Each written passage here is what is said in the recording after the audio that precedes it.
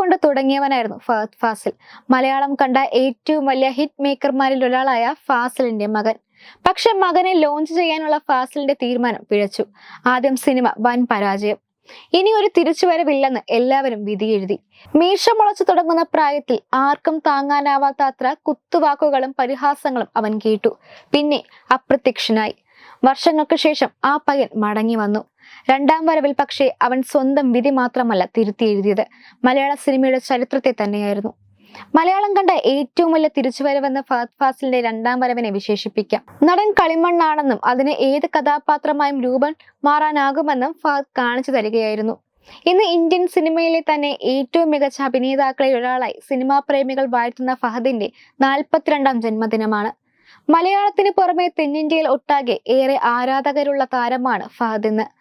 സംവിധായകൻ ഫാസിലിന്റെ മൂത്ത മകനാണ് ഫഹദ്. ഫാസിൽ സംവിധാനം ചെയ്ത കയ്യെത്തും ദൂരത്ത് എന്ന ചിത്രത്തിലൂടെയാണ് ഫഹദ് സിനിമാ രംഗത്ത് അരങ്ങേറിയത്. അന്ന് വെറും 20 വയസ്സ് മാത്രമായിരുന്നു താരത്തിന്റെ പ്രായം. ഫഹദ് ഫാസിലിന്റെ ചെല്ലപ്പേര് ഷാനു എന്നാണ്. ജീവിത പങ്കാളി നസ്രിയ അടക്കം ഈ പേരിലാണ് ഫഹദിനെ വിളിക്കുക. ആരാധകർ ഫഹദിക്ക, ഫഫ, ഷാനു എന്നെല്ലാം വിളിക്കുന്നു. ഫഹദിന്റെ ജന്മദിനമായ ഈ ദിവസം അദ്ദേഹത്തിന്റെ കരിയറിലെ കണ്ടിരിക്കേണ്ട ചില സിനിമകൾ ഏതൊക്കെയാണെന്നൊന്ന് നോക്കാം. 1. അന്നയും റസൂലും. കേരളക്കര ഒരിക്കലും മറക്കാത്ത പ്രണയകഥ. അന്നയായി ആൻഡ്രിയയും റസൂലായി ഫഹദും അഭിനയിച്ച ചിത്രം. സാധാരണക്കാരിൽ സാധാരണക്കാരായ റസൂലിന്റെ പ്രണയം ഫഹദ് അനശ്വരമാക്കുകയായിരുന്നു. രാജീവ് രവി എന്ന സംവിധായകന്റെ ഏറ്റവും മികച്ച സിനിമകളിൽ ഒന്നാണ് അന്നയും റസൂലും. 2. മഹേഷിന്റെ പ്രതികാരം.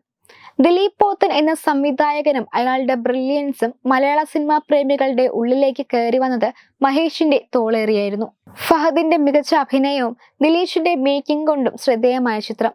തമിഴിലേക്കും തെലുങ്കിലേക്കും റീമേക്ക് ചെയ്യപ്പെട്ട ചിത്രമാണ് മഹേഷിന്റെ പ്രതികാരം. തന്റെ കണ്ണിലെ മാജിക് കൊണ്ട് ഫഹദ് ഒരിക്കൽ കൂടി പ്രേക്ഷകരെ മയക്കിയ ചിത്രം. അടുത്തത് തൊണ്ടി മുതലും ദൃക്സാക്ഷിയും. ദിലീഷ് പോത്തനും ഫഹദ് ഫാസിലും വീണ്ടും ഒരുമിച്ച ചിത്രം. സുരാജ് വെഞ്ഞാറമ്മൂടും നിമിഷ സജയനുമായിരുന്നു മറ്റ് പ്രധാന വേഷങ്ങളിൽ. കളൻ പ്രസാദായുള്ള ഫഹദിന്റെ പ്രകടനം സമീപകാലത്തെ ഏറ്റവും മികച്ചവയിൽ ഒന്നാണ്. പ്രസാദിന്റെ മനസ്സിലുള്ളത് കണ്ണിലൂടെ കാണിച്ചു തരികയായിരുന്നു ഫഹദ്. അഭിനയിക്കുകയാണോ ജീവിക്കുകയാണോ എന്ന് സംശയം തോന്നിക്കുന്ന അത്രയും നാച്ചുറൽ ആയിരുന്നു ഫഹദ്. അടുത്തത് കുമ്പളങ്ങി നൈറ്റ്സ്. വില്ലൻ ഷമ്മിയെ ഹീറോയാക്കിയ ഫഹദ് ഫാസിലാണ് കുമ്പളങ്ങി നൈറ്റ്സിലേത്. സൗബിൻ ഷാഹിർ, ഷെയ്ൻ നിഗം, ശ്രീനാഥ് ഭാസി, അന്ന ബെൻ, ഗ്രേസ് ആന്റണി തുടങ്ങി മികച്ച അഭിനേതാക്കളും ചിത്രത്തിലുണ്ടായിരുന്നു. മധു സി നാരായണൻ സംവിധാനം ചെയ്ത ചിത്രത്തിലെ ഏറ്റവും കരുത്തുറ്റ പ്രകടനം ഫഹദിന്റേതായിരുന്നു. അതുവഴി കണ്ട ഫഹദ് ആയിരുന്നില്ല കുമ്പളങ്ങി നൈറ്റ്സിലേത്. ഷമ്മി ഹീറോയാട എന്ന ഫഹദിന്റെ ഡയലോഗ് ഇന്നും മലയാളികളുടെ ചെവിയിൽ അലയടിക്കുന്നുണ്ട്. അത്രമേലായിരുന്നു ആ പ്രകടനത്തിന്റെ ശക്തി. അടുത്തത് ട്രാൻസ്. ഫഹദിന്റെ കരിയറിലെ മികച്ച സിനിമയാണോ ട്രാൻസ് എന്നത് തർക്ക വിഷയമാണ്. ചിത്രത്തിന്റെ മേക്കിങ്ങിനെ പ്രശംസിക്കുമ്പോഴും തിരക്കഥ വിമർശനത്തിന് ഇടയാക്കുന്നു. എന്നാൽ ഫഹദിന്റെ ഏറ്റവും പവർഫുള്ളായ പ്രകടനമായിരുന്നു ട്രാൻസിലേത് എന്ന് നിസ്സംശയം പറയാം.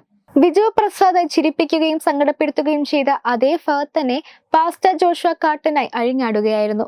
സിനിമയിലെ ഓരോ രംഗവും ഫഹദിന്റെ അഭിനയ മികവിന്റെ അടയാളമാണ്.